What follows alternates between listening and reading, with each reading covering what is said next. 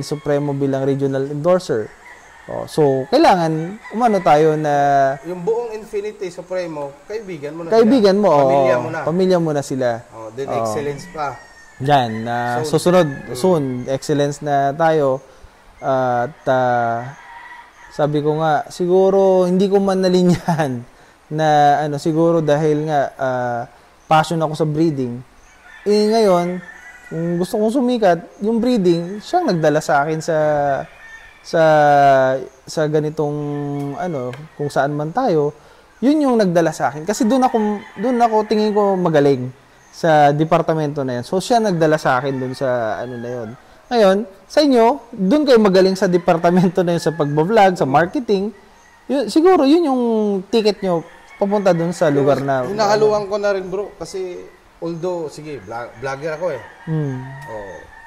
May bumibili sa akin dahil sa vlogging, nakilala ko doon. Pero hinahaluan ko na siya ng unting laban kasi iba talaga yung impact. Iba yung impact. Hindi mo na ako pwedeng bilhin naman ako ng 3-10. Kasi alam ko na quality yung manok mo. Mayroon na rin pa, kaya rin palang makipagsabayan ito. Wala lang Tsaka, time. pag yung sinasabi ko lagi, kapag alam mo yung value ng manok mo, wag mong ilolowball yung manok. Marami dyan na, boss, pwede ba ganito? 2,500, 3,000, ganun ng wag yung ilolowball yung manok mo. Meron kayong value, kasi pinaghirapan nyo yan. May halaga yan. Yung mga materials din naman na binibili nyo, hindi rin naman basta-basta. Nag-i-invest din kayo. Tapos biglang sasabihin niya, 1,500. Nako po. Sabihin mo sila na rin mag-breed para alam nila yung gastos. Alam mo yung quality ng manok mo, alam mo kung saan pinanggalingan ng materials mo, alam mo yung quality na pinapakain mo at medisina na binibigay mo, bigyan mo ng value yung manok mo. Hindi yung papayag ka na ganito lang yung halaga. Bigyan mo siya ng value. Kailangan din talaga mag-invest, bro.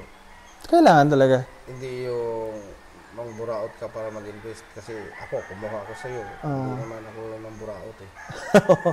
Hindi, yung nga sinasabi ko lagi, ang nangyari kasi sa akin, nagdasal ako sa Diyos na saan mo ba ako ililinya? Kung malilinya ba ako sa pag-work abroad, paglilinya ba ako sa pagko-construction, business, or malinya ako sa manok? Siguro nilinya ako sa manok. Ngayon napunta ako doon. Lagi kong, sinishare ko yan sa stories ko na dasal, dasal, laban, benta, ipon. Dasal, laban, benta, ipon. Tapos meron na ngayon susunod, invest. Lahat ng pinaghirapan mo, tapos inipon mo, at ngayon, nag-invest ka. So, yun lang yun. Wag kang mag-settle dun sa, ay, hindi ko kaya yan. Dapat ang mindset mo, lagi, subukan ko, kakayanin ko to. Dapat may challenge lagi yung ginagawa mo eh. Hindi yung mag-play safe ka, paano kung ganito? Magiging stagnant ka na lang. Tawag dun, still water. Dapat ang gawin mo, i-rock mo yung boat, pwede kang bumagsak, pwede ka rin mag-sky rocket high. Kasi, hindi mo malalaman kung hindi mo susubukan. Saka lahat yan, risky naman talaga. Wala namang assurance lahat yan. Risky talaga. Walang assurance. Kahit na... Sugal talaga ang buhay. Kahit magbenta ka ng balot, risk pa rin yan. Paano kung yung araw na yun, walang bumili sa'yo ng balot? Di risk pa rin siya. Lahat may risk. Kahit magbenta ka ng fishball, mag-cart ka, risk pa rin yan. Paano kung pag araw na yun, mas masarap yung sauce nung kabila, tapos yung sauce mo, hindi. Ibig sabihin, may risk lahat yan. Kung playing safe ka lang, at gusto mo, pero ang pangarap mo, napakataas, hindi mo mararating. Kailangan mong tumaya.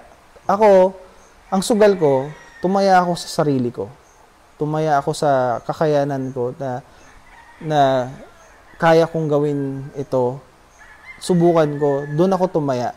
Nagtiwala ako sa sarili ko, tapos sinamahan ko ng dasal. Every time makakabenta ako, iipunin ko yan, ipunin namin ni Mrs.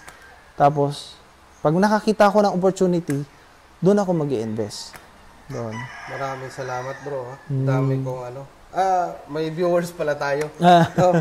Pero sa kasi classmate, nakikinig na talaga ako sa kanya kasi may napatunayan eh. Hindi yung napatunayan na champion o Hindi kasi yun ang pinaka reward sa buhay. Yung topic natin livelihood.